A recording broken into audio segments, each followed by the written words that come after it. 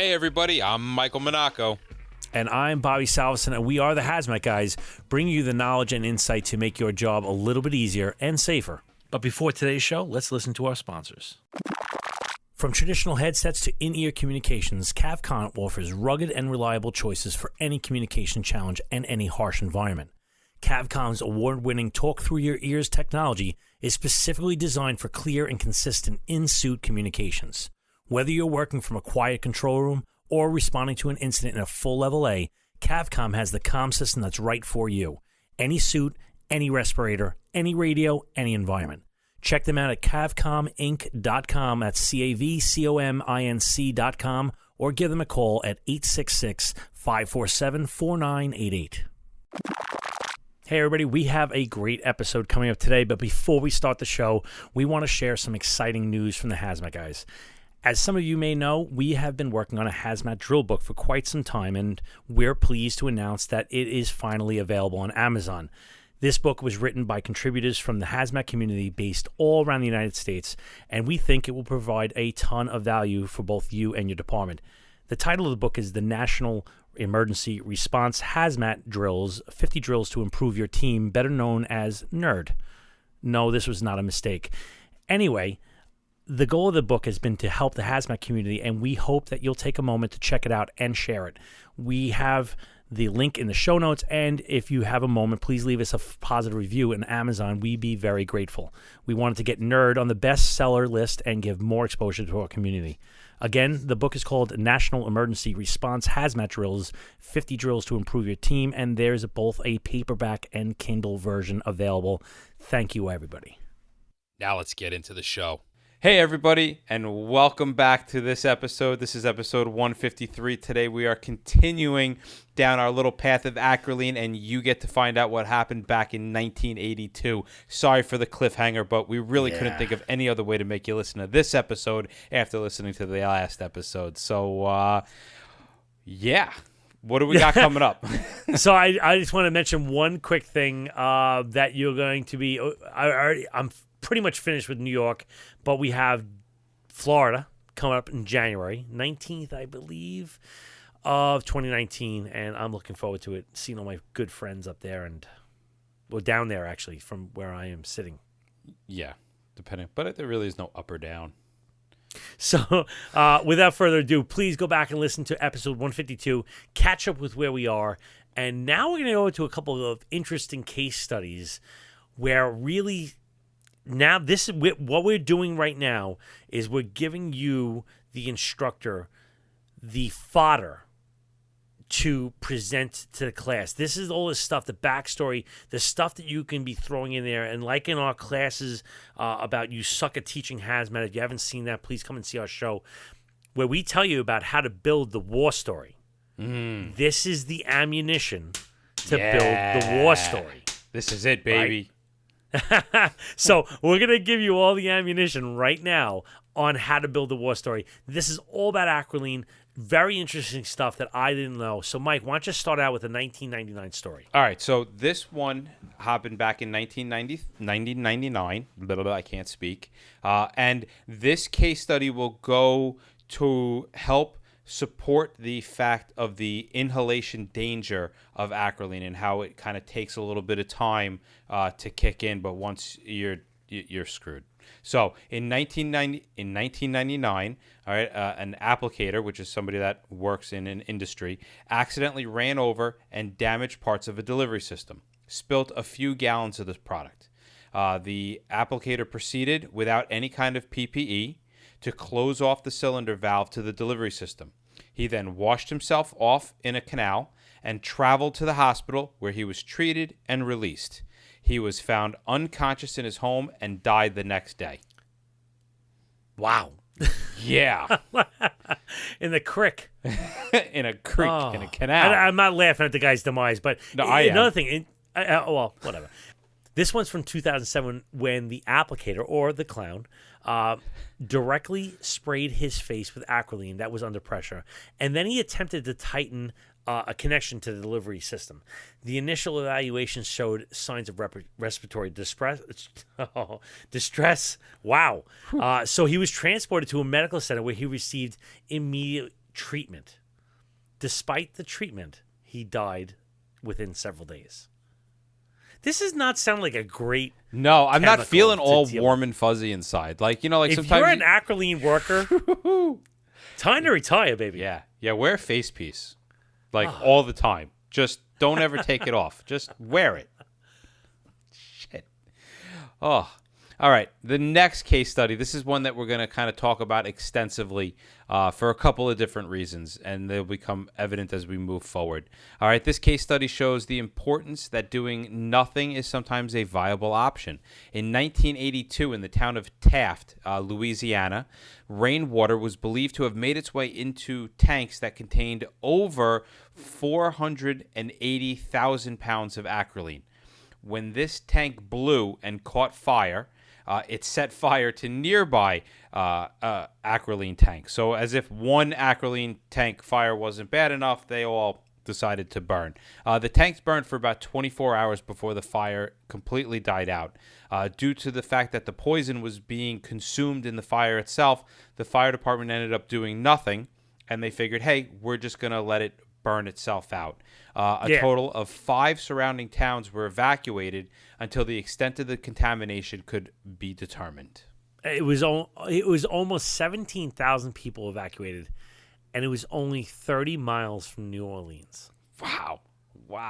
All right, now think about this. If you don't know anything about this area, these are people who are prepared to be evacuated, right? This area has about 15 massive industrial sites, a nuclear power plant, and in fact, at the time of this incident, there was a quote saying that this one area had the highest concentration of ammonia gas in the free world. Awesome. And you know what? And there's an airport nearby, which may not sound like much of a risk, but consider what a plane crash would do in one of these chemical plants. Not even to talk about the miles of pipe that carry all this crap around. And if you look at the history of this area, right, if you really wanted to have like some good case studies, you just have to look at this area because they've had all sorts of hazardous materials accidents.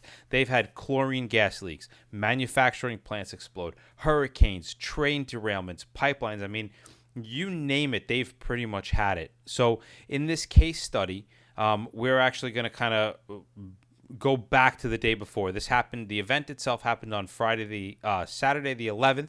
We're going to shoot back to Friday the 10th at 9 p.m. when the workers in the facility, they started to get some indications that the acrolein was heating up in one of the tanks, which for a chemical that is really thermally unstable, that's not a good thing to happen.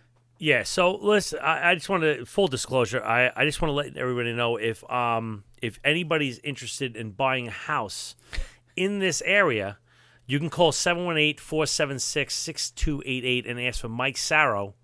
He's my agent, and he will help you. Call it anytime. Yes. Anytime you want. He will help you get this house. It is a steal. But getting back to the story, at 11 p.m., the company, they started to evacuate the area of their plant that contained leaks. And at about 12 a.m., the local parish, which is their county, I guess it would be, sheriff's office was notified. But they were notified as if it was a low-level emergency. Not a big deal. Yeah, kind of a, hey, whatever. Just a heads up, we got some shit going on over here. And that's kind of exactly, just so you know. And when the controller called, they actually told the sheriff's department that they had it all under control and that there was no issue whatsoever. Yeah, so wait, it gets even better. According to the after-action critique, quote, while the message was primarily seen as a notification of minor internal emergency, the person in the sheriff's department who received the call checked the hazardous materials manual regarding the nature of the acrolein and tried to contact the EOC director, who was out of town, and then talked over the matter with her supervisor. Also, upon receiving calls about sirens heard in the locality, the sheriff's department was called on the hotline. The phone rang, but nobody answered. Yeah, right about this time, the sheriff's office. Wow, I can't speak either today. Okay. Right about this time, the sheriff's office started to receive calls from individual citizens asking about the evacuation routes and the shelters. Now, mind you, at this point, they didn't even know something was going on. These callers had been contacted by relatives who worked at the plant, Union Carbide. Boy, that name comes up in a lot of case studies. Bahopal? I don't know, maybe. A few. And were among those evacuated from the plant. So soon, the 2 officers on duty, swamped with numerous phone calls, this was the real first indication that there was any kind of public emergency that may be going on, and that this situation was going to be far more serious than was first suggested by the, hey, we got some shit going on, but it's under control message. Yeah. So now at 12:50 a.m., the tank in the plant exploded and a fire erupted. The noise was heard from more than 5 miles away, with some people taking it for thunder, which is understandable. Some windows were broken in Norco, about 1.5 miles away. Windows were broken 1.5 miles away, and more than 400 claims were filed for property damage. The greatest number of claims was against Union Carbide. Again, look up those guys. The week after the explosion were for motel expenses and lost wages. One claimant, according to a newspaper account, said the explosion cracked the concrete foundation under his house. Under fire the house. Alarms, yeah. Fire alarms were also set off in a number of places in the parish, and the locals responded quickly, and the sheriffs established a roadblock about 0.5 mile away at 1 a.m., which was moved back about 10 minutes later. I think it was moved back because they could smell it. And they were like, yeah, I think we're too close. We smell something really bad. And because of the high-risk area with all these different parishes, because these are like, the chemical manufacturing cesspool of the world, they ended up activating all the EOCs in the surrounding area. So by about 1:30 in the morning, some of the parishes surrounding this entire area had been activated. Right. So at about 2 a.m., the plant tells officials that there is no danger to the public. And at 4:22 a.m., a message was received from the plant manager recommending the evacuation of all persons within a 5-mile radius of the plant. Piece of cake. How does that happen? How are you an hour and a half before you're like, yeah, no, it's cool. And then an hour and a half after that, you're like, get the hell out of here as quickly as you possibly can. I always love the ERG. Now, this is a side note. We're just pausing the quote here. Is that I love teaching a class in the New York metropolitan area. And I'm like, yeah, it says 1.7 miles. And they're like, how the hell you do that? I'm like, well, and I'm not picking on Arkansas or Tennessee, but I'm like, there they have to move 16 cows and they got to check in the box. I'm like, but if I have this in Midtown Manhattan, I cannot evacuate from Jersey to Brooklyn and move 4.2 million people. Right. It's not happening.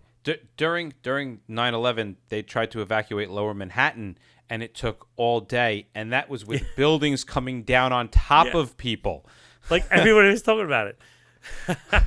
So let me get back to my story here. It was said that the decision was reached because the other 5 tanks, these haven't gone near the fire, contains sufficiently large amounts of acrolein to create an even larger explosion than had already occurred, and the chain reaction was possible. This apparently was the first time that local public authorities were told about the additional tanks and the danger they posed. The distance of 5 miles appears to have been picked, honestly, out of the air, but with leaning towards an error on the side of safety. 5 miles. 5 miles. Good job. Thus, while there was very little wind at the time, it could arise in any direction. However, the fact of the distance recommended might have been on the high side. The factors supporting the recommendation were not communicated with all the messages that were spent. And as it turned out, it was, we shall note later in the implementing evacuation, did not accept the 5 mile as a minimum. As one official said, quote, we are arbitrary on our selecting a point which we would evacuate. I don't know what that means. That pretty much means that somebody said, hey, I'm taking a guess. Yeah, that pretty much means that somebody's taking a guess, and they're like, yeah, it was kind of arbitrary, but if we look back, if you actually open your ERG to Acrolein, and we happen to know this because we use it so freaking much, it suggests 3 miles. It's on page 6. I don't know off the top of my head. I'm just saying. It suggests about a 3 mile evacuation, right? Mm-hmm. So why, people might ask, why didn't they just go with the 3 mile evacuation? And this is a perfect point in your classroom to drive home the idea, whether it's in an awareness class, whether it's an operations class or a tech class, that the ERG is just a starting point. All right, you can move things backwards, you can move them forwards. It's all subject to change. It's so important to be able to constantly remind yourself, I can be flexible. I need to reevaluate my situation, and is everything I'm doing proper for the current situation, not what happened 10 minutes ago. So, I mean, the plant gave a 5 mile evacuation recommendation. Good for them. They did what the hell you could do. You can do whatever the hell you want. It's a guidebook, and the people running from the EOC assumed it was because it was coming from the plant that was backed up by some reason and data, when in fact it was just an arbitrary distance. They looked in the book and they said 3 miles, and you know what? I'm bumping it to 5 because I don't like the way it looks. Yeah. All right. And that just, it really drives home the point that you got to cross-reference your data and find suggestions that are independent from sources that you're getting. I'm not saying it was right or wrong. I'm not saying it was a bad thing. It may have been an educated guess, or maybe just like an eeny, meeny, miny, mo thing that they got the 5 miles. But you can't feel good as an incident commander after a situation that you just evacuated 5 miles worth of people, and later on it's like, yeah, we just kind of made that number up. Yeah, so here's one thing to keep in the back of your head, that this land that we're talking about is next to the Mississippi River, right? So who's going to let the boats, or tell the boats they can't travel, or when it's over, who can travel? Yeah. Oh, you mean like all the big giant barges that go up and down the Mississippi? Yeah, like there are some major navigable waterways that are I'm going to use New York City as if I say, yeah, we're just shutting down the Hudson.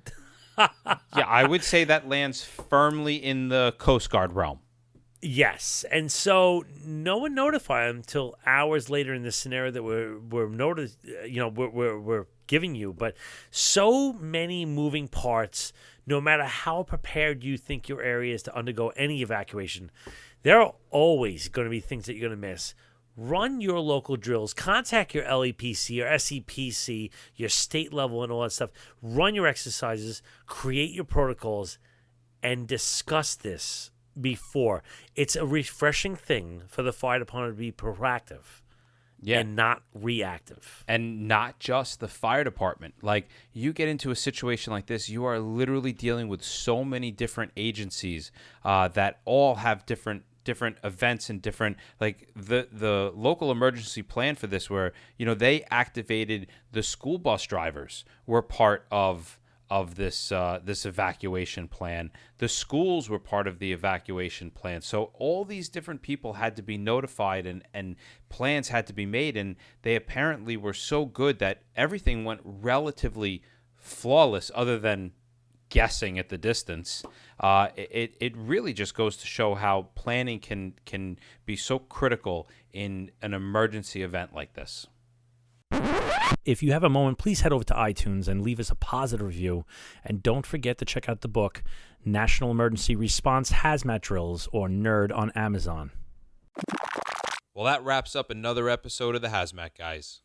You can find us on Facebook, Twitter, and our YouTube channel at The Hazmat Guys.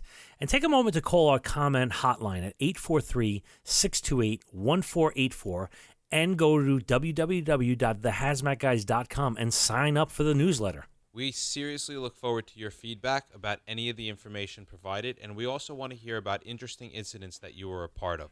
So you can send us a note at feedback@thehazmatguys.com. And remember, any of the information that you share with us, if we put it on air, can always remain anonymous. Remember, guys, don't just get on the job. Get into the job.